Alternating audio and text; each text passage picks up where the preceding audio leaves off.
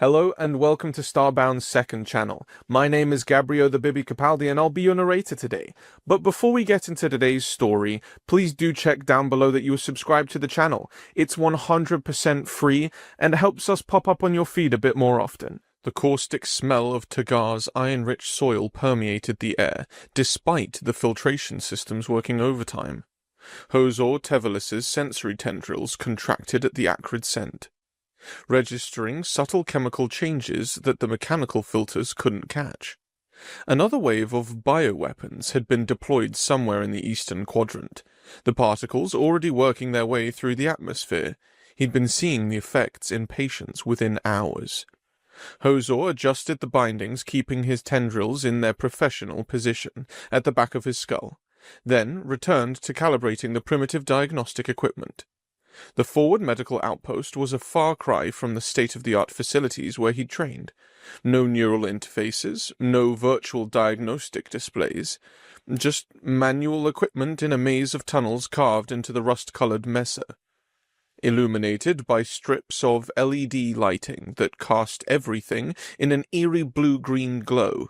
But primitive equipment was better than no equipment, especially when the nearest proper medical center was half a planet away. Dr. Tevelis, incoming casualties, called Rullal, the Calaxian medical technician. The tiny, grey-skinned being moved with surprising quickness despite his short limbs, already preparing the intake area for new arrivals. Hozor's faceted eyes adjusted instantly to the change in lighting as the outer doors cycled open. His broad-spectrum vision, one of the many evolutionary advantages of the Hovan species, allowed him to immediately assess the incoming patients. 3 new Dalvos with impact trauma, likely from building collapses, a Calaxian suffering from sulfur inhalation, lungs likely compromised, and "Human?" he muttered, his gravelly voice carrying a note of concern that made Rullal glance up sharply. The Allied forces had only recently begun incorporating humans into their ranks. Terrans were still a novelty on the battlefield, their physiology an ongoing challenge for non-human medical personnel. Hozor had treated exactly 2 humans in his 15 cycles of service, and none had been in critical condition like this one appeared to be. "Female communications specialist," reported one of the soldiers carrying the stretcher. "First Lieutenant Maya Harrison, 6th Terrain Expeditionary Force, caught in the new bioweapon deployment. Respiratory distress began approximately 20 minutes ago." Hozor examined the human as they transferred her to the examination table.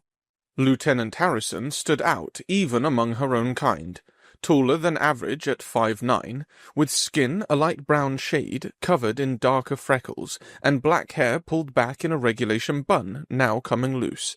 A scar ran from her left temple to her jaw, evidence of past combat experience. To Hozor's eyes, she looked unnervingly fragile, her limbs too long and thin, her frame lacking the density of most galactic species. Like all humans, she seemed almost breakable. And break she might. Purple lesions were already forming on her exposed skin, the telltale sign of the latest Yarmadir bioweapon, the one that had claimed dozens of Allied soldiers in the past week. "Get me a full biological workup," Hozor ordered, his retractable claws extending from his fingertips as he prepared to cut clothes and take samples. "And alert Commander Vulgaran." "The commander is overseeing the evacuation of critical patients to the secondary facility," Rullal replied, already attaching monitoring equipment to Harrison's arm. "Shall I divert resources from the Dalvos casualties?" Hozor hesitated. Allied medical protocol was clear. In resource-limited situations, triage priority went to species with established treatment protocols and higher survival rates. The Dalvos had documented 67% recovery rate from the current bioweapon with proper treatment. Humans? Unknown. There simply wasn't enough data. Before he could answer, the monitor began blaring an alarm. Harrison's oxygen saturation was plummeting. "Begin standard anti-pathogen protocol," Hozor decided, injecting a broad-spectrum immune booster into Harrison's arm. His faceted eyes caught something unusual in her blood as it beaded around the injection site, a subtle difference in color compared to the other bioweapon victims he'd treated. "Something's different," he murmured, taking a sample and inserting it into the nearest analysis unit. While the primitive machine processed the sample, Hozor continued stabilizing the lieutenant. Her breathing was labored, the purple lesions spreading visibly across her skin. By all standard medical indicators, she should be deteriorating rapidly towards system failure. Yet, her heart rate, while elevated, had stabilized. Her neural activity showed normal stress patterns rather than the chaotic madness typically associated with the bioweapon's neurological effects. The analysis unit chimed. Hozor's tendrils stiffened in surprise as he read the results. "What is it?" Rulal asked, noticing his reaction. "Her lymphatic system is responding. It's strange." Hozor's voice carried an unusual curiosity, something between confusion and fascination. "The pathogen isn't overwhelming her system like it does with other species. Her immune response is engaged." It went against everything he'd been taught about normal interspecies medicine. Humans were newcomers to the galactic community, their physiology considered primitive compared to the more established species. Their medical technology was centuries behind most allied worlds. They required special accommodations, additional vaccinations, and specialized environments. In medical briefings, human soldiers were referred to as high-maintenance assets, valuable for their tactical abilities, but vulnerable to the countless threats that other species had evolved to withstand.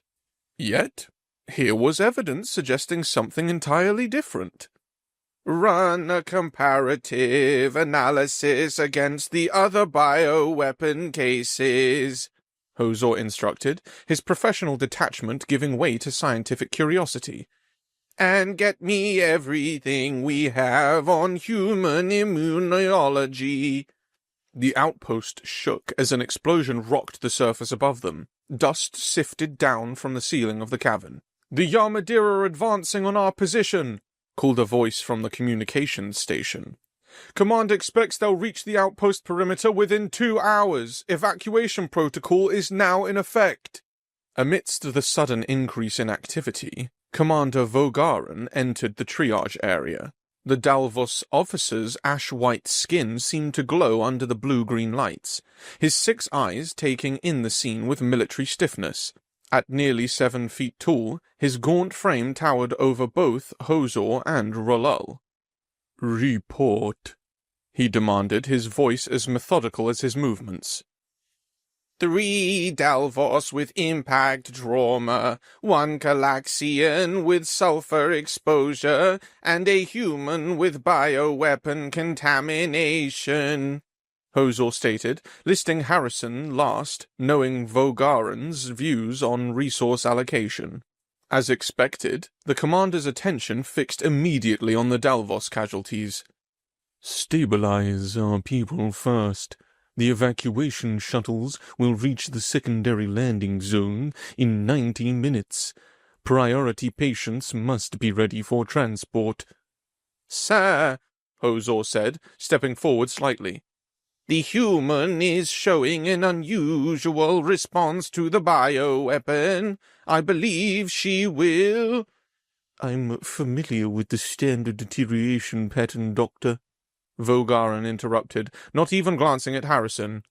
"We've lost 17 allied personnel to this pathogen already. Standard protocol applies."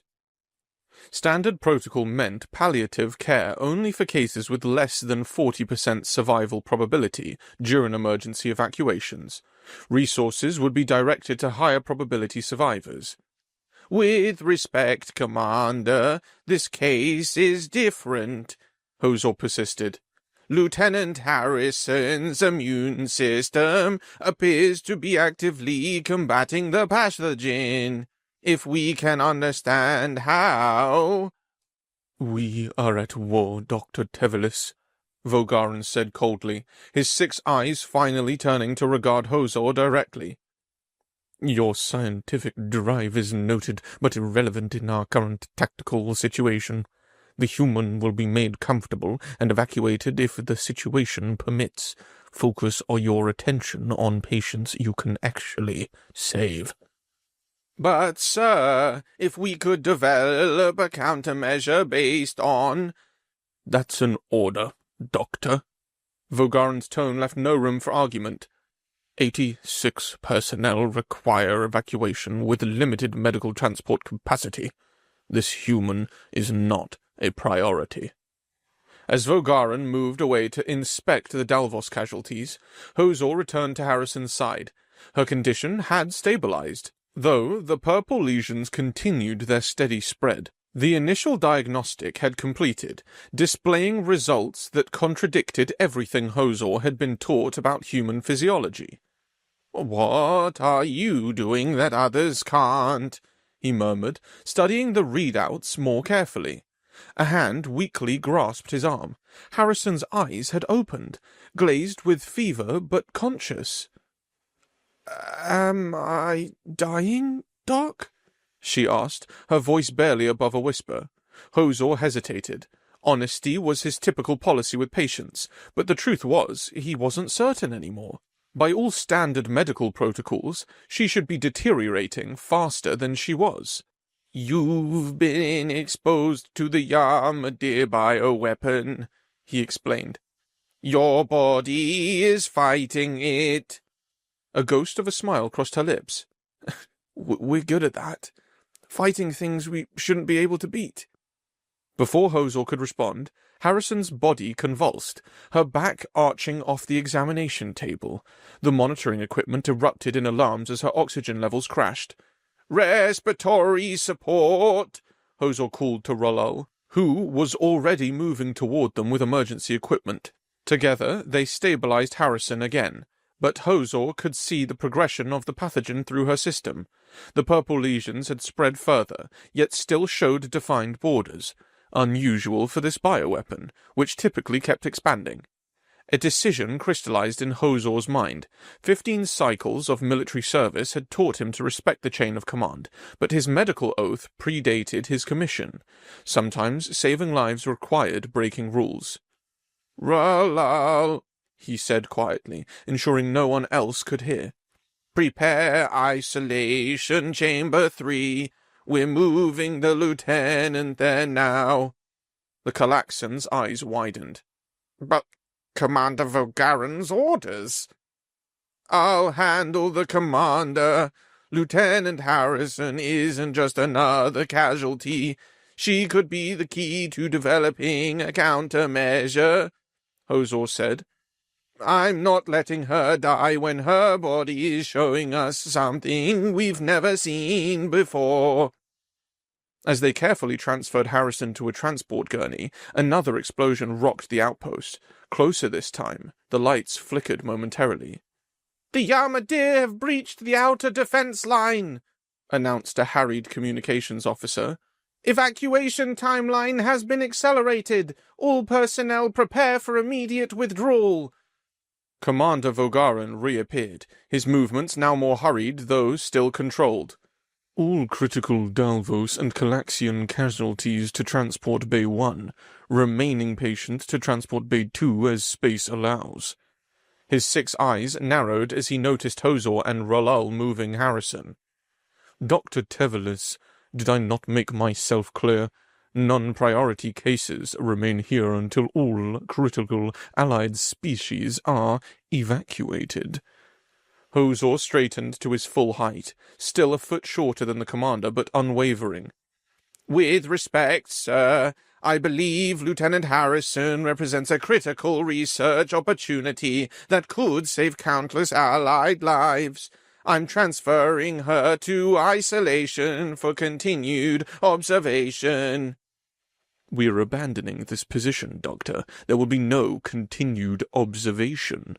"Then I'll remain with her until the second evacuation wave," Hozor stated firmly.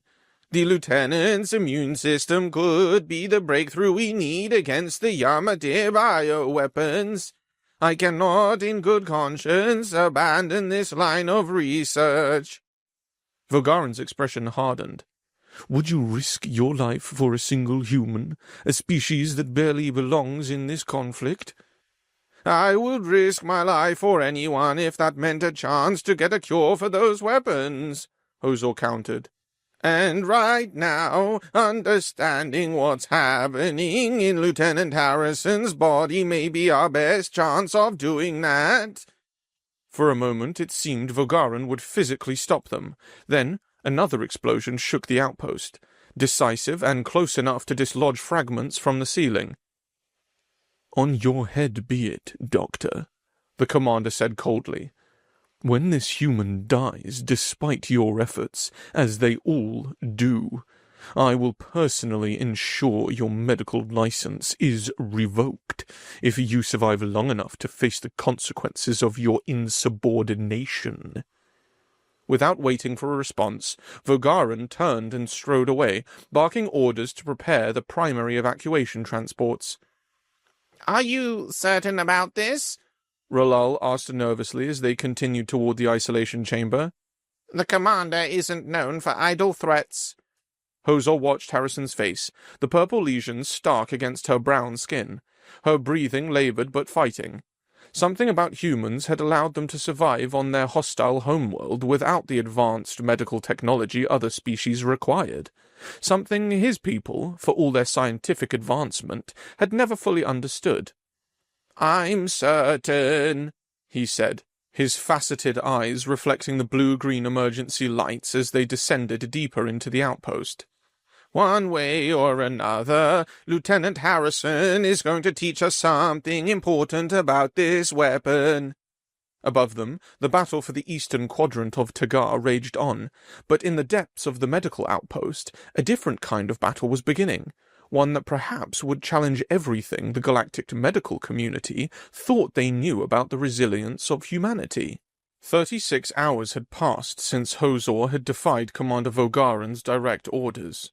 36 hours of continuous monitoring, minimal sleep, and mounting anxiety as the battle raged closer to their position.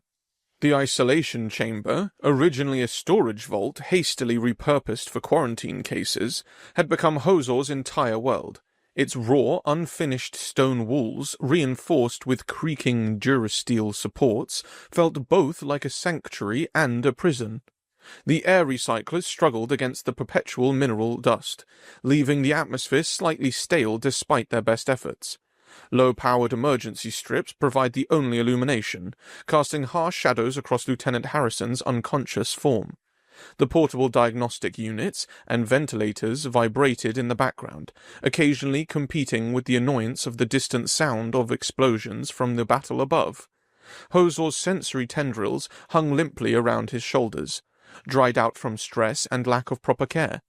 His normally green skin had taken on an ashen pallor. He'd been documenting everything with obsessive detail, recording every fluctuation in Harrison's condition with the grim knowledge that these notes might soon serve as evidence in his court-martial, if any of them survived long enough for that to matter. "You should rest," said Rolal, entering the chamber with a small container of nutrient paste.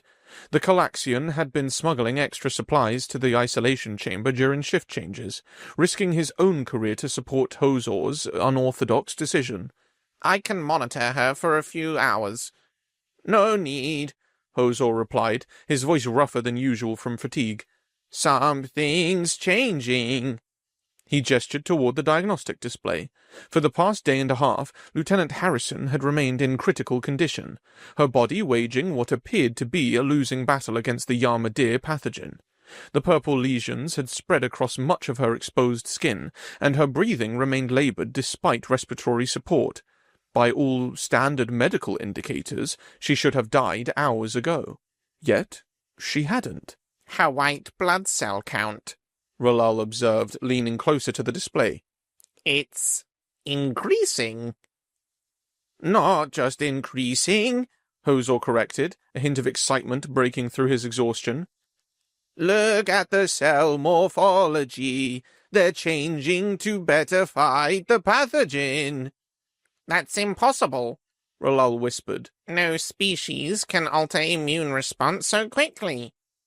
Hozor's faceted eyes reflected the blue light of the monitor. Apparently humans can. Suddenly, the door to the observation room slid open, revealing Commander Vogaran's tall, gaunt silhouette. The Dalvos officer had made only periodic appearances at the observation window over the past day, each time documenting what he clearly expected to be Hozor's professional failure. "I see the human still lives," Vogaran noted, his tone suggesting this was merely a temporary state, though lives may be a generous assessment. Her condition is stabilizing, Hozor reported, straightening his posture despite his fatigue. The pathogen spread has slowed, and her immune response is intensifying. All six of Vogaran's eyes narrowed slightly. Temporary fluctuations before terminal decline. We've seen it before with this bioweapon. Not like this, Hozor insisted, gesturing toward the detailed cellular analysis. Look at these markers. Her lymphocytes are producing specific antibodies against the pathogen. The lesions have stopped expanding and are showing defined borders. This isn't terminal decline. It's a war and she's winning. Before Vogaran could dismiss his observations again, the communications panel on the wall chimed. Medical Outpost Eastern Quadrant. This is Dr. Jones, xenobiologist, 4th Terran Expeditionary Force, requesting update on Lieutenant Harrison's condition. Hozor activated the comms. Dr. Jones, this is Medical Officer Tevelis. The lieutenant is critical but stabilizing. Are you familiar with your species' response to pathogenic invasion? That's precisely why I'm calling, replied Jones. Command informed me of the situation. I'd like to consult her on case. Vogaran stepped forward. This facility is under evacuation orders, Doctor. We don't have resources for consultations. With respect, Commander, Jones countered. If you have a human officer surviving exposure to the new Yarmadir bioweapon, that information is my problem. I'm en route to your position now. The upper access points have been compromised, Vogaran stated flatly. Arrival is inadvisable. I'm already at your secondary entrance, Commander. Eastern Maintenance Shaft. Your security officer is verifying my credentials now. Vogaran's expression darkened, but he merely turned to Hozor and said, You have until the final evacuation transport departs, not a moment longer. He left the observation room without waiting for acknowledgement. 4 hours later, Hozor found himself explaining his treatment approach to Dr. Jones, a compact human with white skin and close-cropped grey hair. The xenobiologist walked with a slight limp as he circled Harrison's bed, examining the lesions with interest. So, you administered only supportive care? Jones asked, reviewing Hozor's detailed notes. No anti-pathogen treatments? Standard protocols would have suppressed her immune response, Hozor explained. Something about her body's reaction seemed purposeful. I didn't want to interfere. Jones nodded slowly. You made the right call, though I suspect you'll catch hell for it from your command structure. You don't seem surprised by her condition, Hozor observed. I'm not, Jones confirmed with a small smile. What you're witnessing is a fairly standard human immune response to a novel pathogen. Hozor tendrils switched in disbelief. Standard? She nearly died. Nearly being the operative word, Jones replied, tapping the diagnostic display. Humans evolved on a planet filled with diseases, millions of them. Our immune systems had to become extremely adaptable just for our species to survive. What looks like system failure to your eyes It's actually an aggressive adaptive response. He pointed to the lesions on Harrison's arm. If that's true, then her body is isolating the infection, preventing further spread while generating targeted antibodies. Hozor stared at the human physician, his world view shifting. Could her blood be used to develop treatments for others? Hozor asked, mind racing with possibilities. Potentially, Jones said, though cross-species applications would be complex. He studied Hozor for a moment. You risked your career to treat her, didn't you? Before Hozor could respond, the whole facility shook violently. Emergency lights switched to red, and the evacuation alert began blaring through the comm system. Perimeter breach, announced a voice over the facility-wide channel. All personnel to evacuation points immediately. Yarmadir forces have penetrated to level 3. That's directly above us, Ralal said, fear evident in his voice. The isolation chamber door slid open, and Commander Vogaran entered again, his normally immaculate uniform now torn and stained. Final evacuation in 15 minutes. Transport Bay 3. Bring only essential medical data. His 6 eyes fixed on the human female. I presume the human experiment has concluded. As if to mock Vogaran, a groan from the bed drew everyone's attention. Lieutenant Harrison's eyes fluttered open, fever-glazed but conscious. She tried to speak, producing only a dry rasp. Ralal quickly offered her water, supporting her head as she drank. Evac? She managed after a moment, her crisis mode immediately asserting itself despite her condition. Yes, Hozor confirmed, moving to check her vitals. Can you move? Give me a minute, she whispered, attempting to sit up before falling back, clearly too weak to support herself. Another explosion rocked the facility, closer this time. Dust and small fragments of stone rained from the ceiling. She needs a stretcher, Jones stated flatly. I'll help carry her. Vogaran's expression hardened. We have critically injured Chauvin personnel who require transport assistance. The human can walk or remain behind. She can't walk, Hozor protested.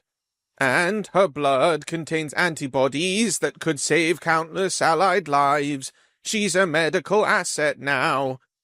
The Yarmadir have deployed a neurological agent specifically targeting Chauvins, Vogaran countered.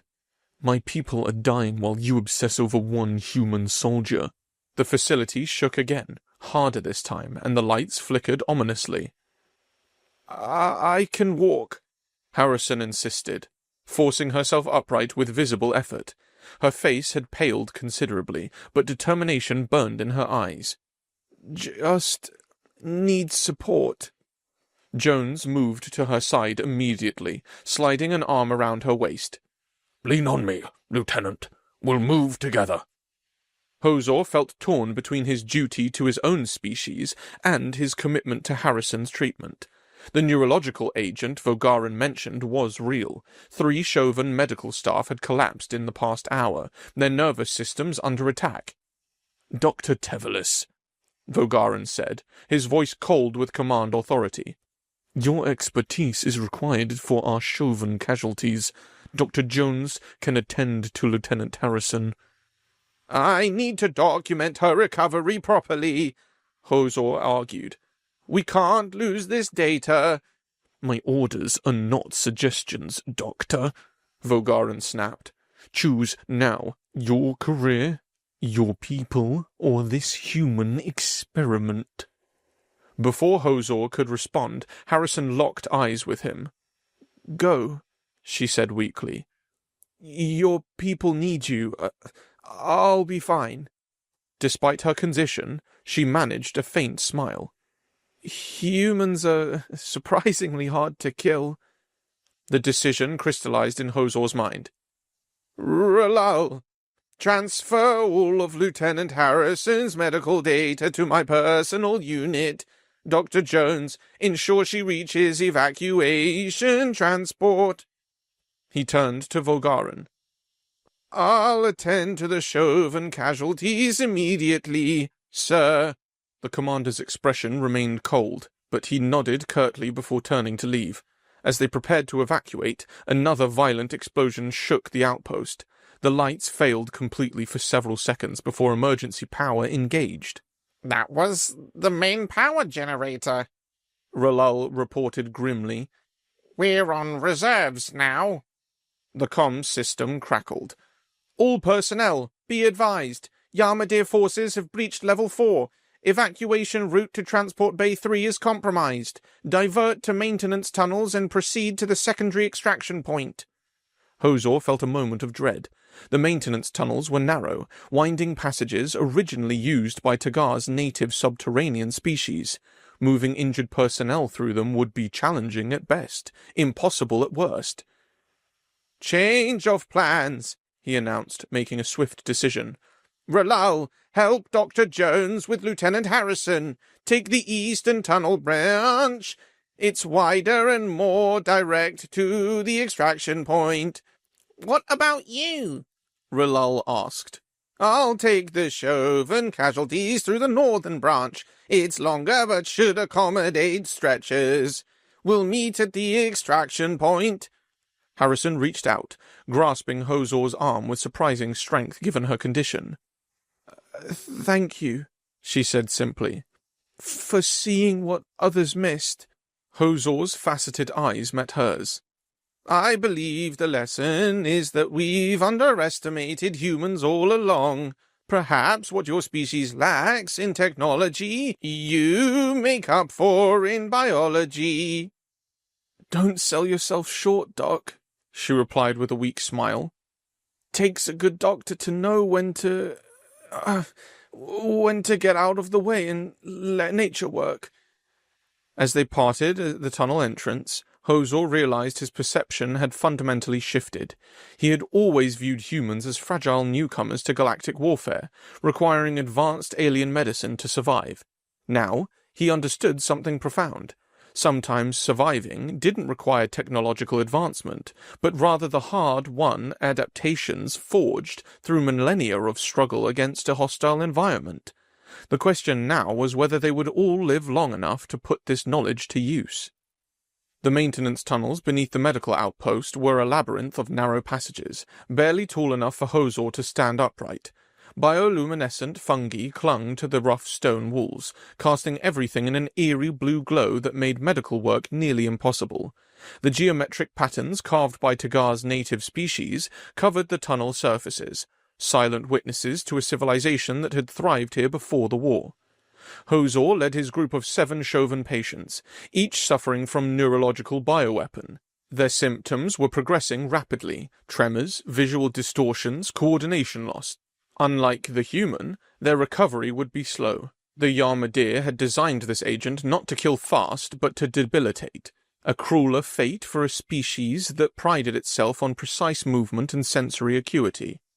Rest here, Hozor instructed as they reached a wider chamber that appeared to have once been a communal gathering space. Stone benches, arranged in precise circular patterns, provided places for the patients to sit while he checked their conditions. A distant rumble echoed through the tunnels, another section of the outpost collapsing above them. Time was running short. Can you help them?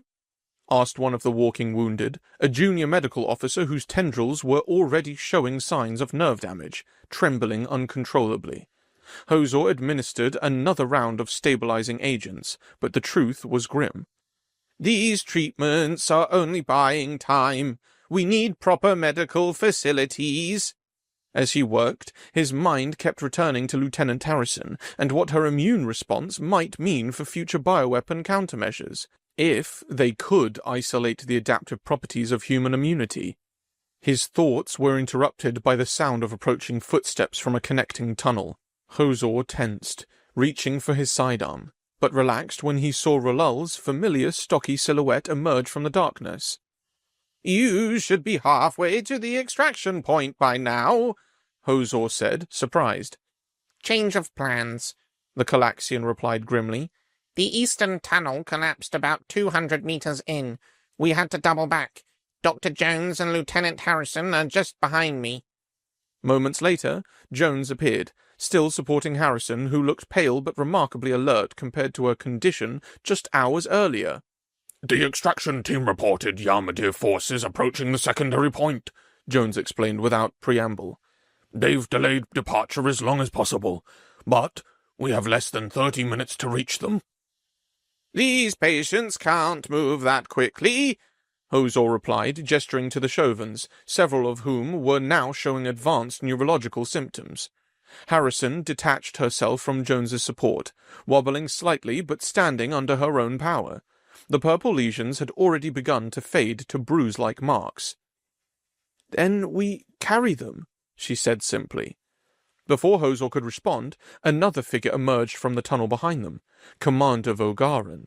His uniform was now torn in multiple places, and a gash across his ash-white skin leaked greenish fluid. His 6 eyes darted around the chamber, taking in the assembled group. "Commander?" Hozor acknowledged with surprise. "I thought you were evacuated with the main medical staff." "The transport was compromised," Vogaran replied tersely. "I've been trying to reach the secondary extraction point through these insufferable tunnels." Something in his tone made Hozor uneasy. The commander appeared more agitated than the situation warranted, his normally measured movements now jerky and impatient. "We're heading there now," Hozor offered. "You're welcome to join us." Vogaran's attention was fixed on the Chauvin patients. "These are all that remain of our medical division? Pathetic." He turned to the non-Chauvin patients, 3 Calaxians and a Hrumar who had joined their group along the way. "You 4 appear ambulatory. You will assist me in reaching the extraction point immediately." The Hrumar, an elderly civilian with bright scales, looked confused. "But we're all going together, aren't we?" "You will come with me now and help," Vogaran repeated, his voice hardening. "The extraction team won't wait indefinitely, and I won't be delayed by these." He gestured dismissively at the Chauvin patients. "Lost causes." "These lost causes are your colleagues," Hozor said sharply. "Allied medical personnel who've treated countless patients, including your own species." "And now their liabilities," Vogaran countered coldly. "The neurological agent is irreversible with our current field capabilities. Even if they reach the extraction point in time, they won't recover fully. They'll never practice medicine again. Their careers are over." One of the Calaxian patients stepped forward. "We're not abandoning anyone, Commander. We move together or not at all." Vogaran's expression darkened. "I'm still the ranking officer here. You will follow my orders." "Actually, sir," Harrison said, her voice stronger than before, "in an evacuation scenario, medical officers have authority over patient movement.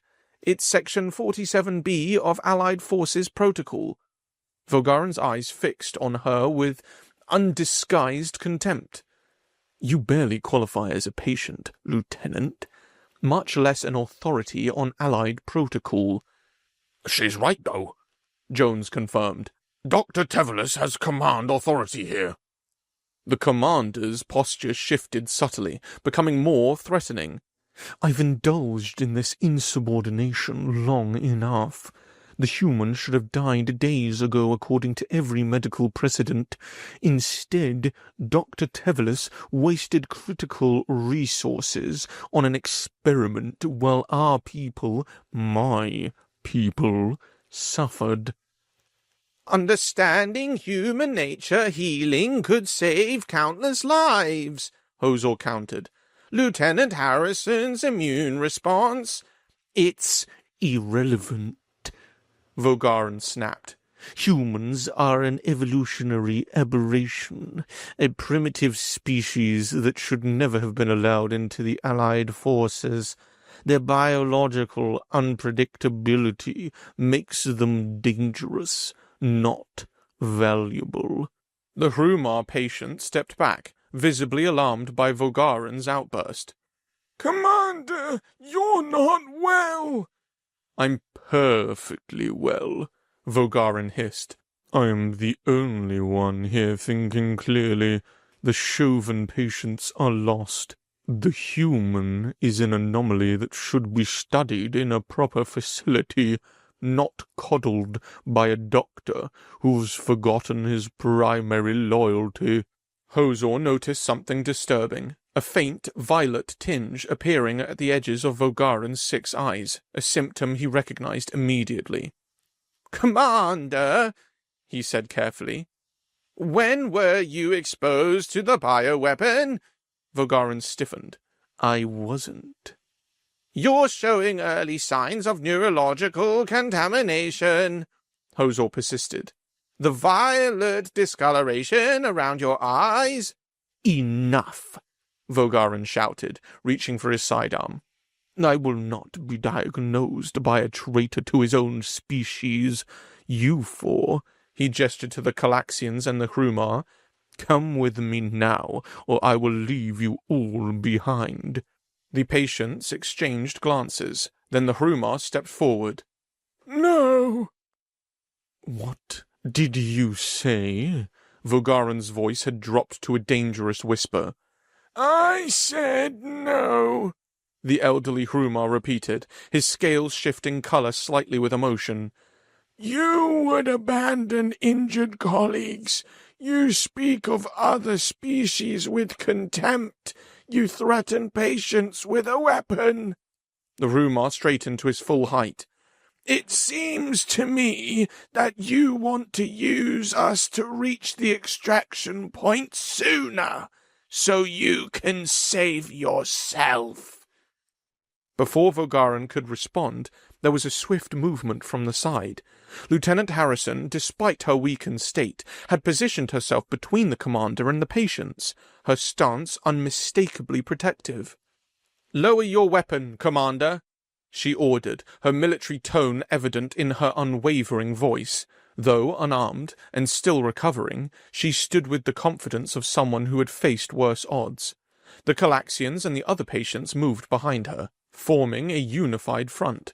Harrison's eyes never left Vogaran's weapon hand, her body tensed and ready to act if necessary.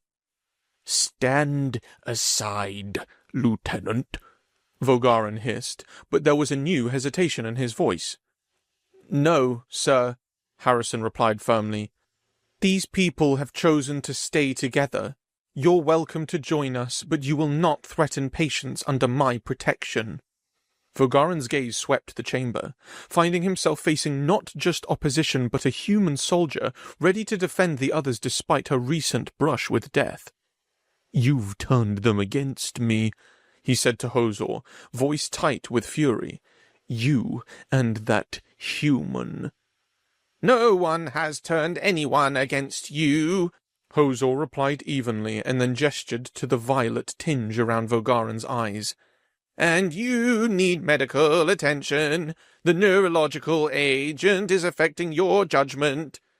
"My judgment is perfect," Vogaran snarled. He backed toward one of the tunnel entrances. "You've made your choice. I'll reach the extraction point myself."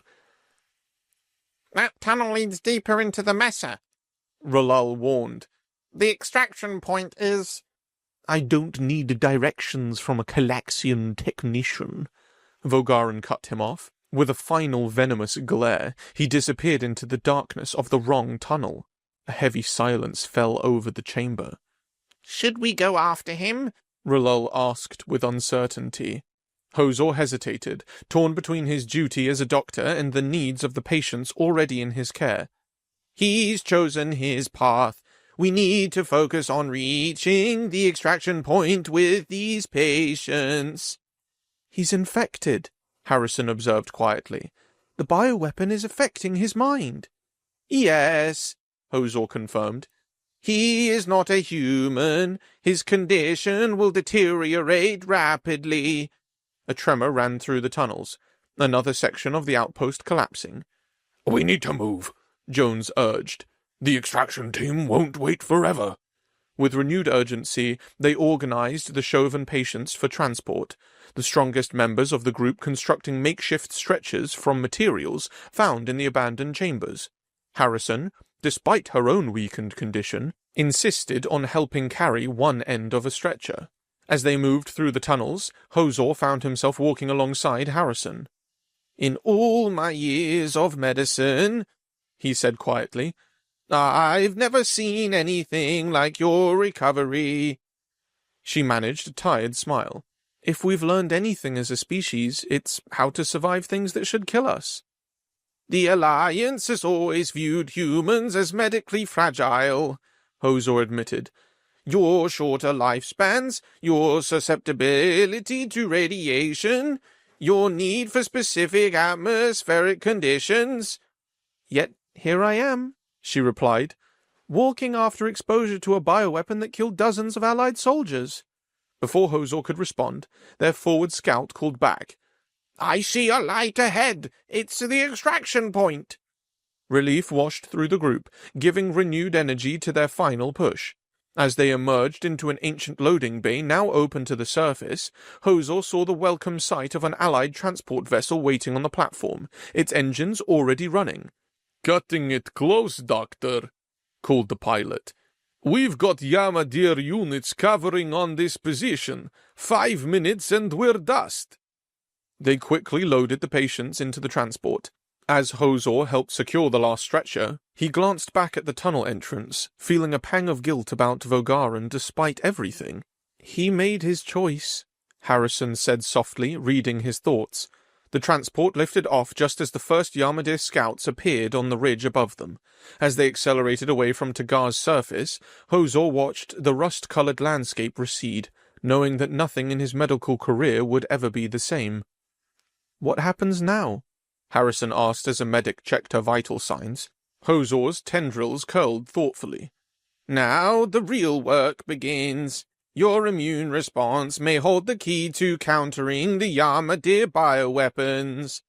As the tunnel entrance turned small in the distance, she replied, "Ironic, isn't it? You've been trying to protect us with your technology when, all along, the solution was in our primitive biology. Sometimes the best teacher is nature itself."